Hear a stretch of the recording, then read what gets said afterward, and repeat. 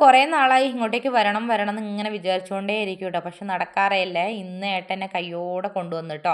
നമ്മളൊരു വിഷ്ണു ക്ഷേത്രത്തിലേക്കാട്ടോ പോണത്. നമ്മളെ സ്വന്തം നാട്ടിൽ തന്നെയാണ് കേട്ടോ. നിങ്ങൾ വിചാരിക്കും ഇവിടെ എവിടെ വിഷ്ണു ക്ഷേത്രം ഉള്ളതെന്ന്. വേറെ എവിടെയല്ല, കാടിനുള്ളിൽ തന്നെ ഒരു വിഷ്ണു ക്ഷേത്രം ഉണ്ട് കേട്ടോ. ഞാൻ ഇന്നും വരെയായിട്ട് കണ്ടിട്ടില്ലേ.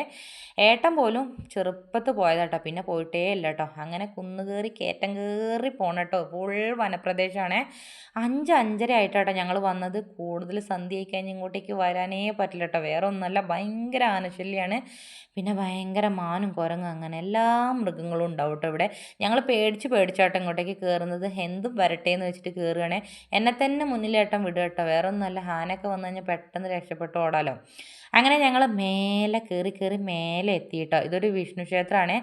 അധികം ഒന്നും ഇവിടെ പൂജകളൊന്നും നടക്കാറില്ല കേട്ടോ. മാസത്തിൽ 1-2 തവണയായിട്ടേ ആട്ടോ പൂജയുള്ളൂ. തിങ്കളാഴ്ചയോ വ്യാഴാഴ്ച അങ്ങനെ എന്തോ ഒരു ദിവസങ്ങളിലാണ്. അങ്ങനെ ഞങ്ങൾ പുറത്തുനിന്ന് തന്നെ തൊഴുതു കേട്ടോ. എനിക്ക് ഇവിടുത്തെ കഥകളും ഐതിഹ്യങ്ങളും ഒന്നും അറിയില്ല. ഞാൻ ആദ്യമായിട്ടാട്ടോ വരുന്നത്. പിന്നെ ഏട്ടനോട് ചോദിച്ചപ്പോൾ കുറച്ച് കഥകളൊക്കെ പറഞ്ഞു തന്നേ. ടിപ്പുവിൻ്റെ പടയോട്ടക്കാലത്ത് തകർക്കപ്പെട്ട ഒരു വിഷ്ണു ക്ഷേത്രം കേട്ടോ ഇത്. അങ്ങനെ കുറച്ച് കാര്യങ്ങളൊക്കെ എനിക്ക് അറിയാൻ പറ്റി കേട്ടോ. അങ്ങനെ ഞങ്ങൾ അധികം നേരം ഒന്നും ഇവിടെ നിന്നില്ല കേട്ടോ.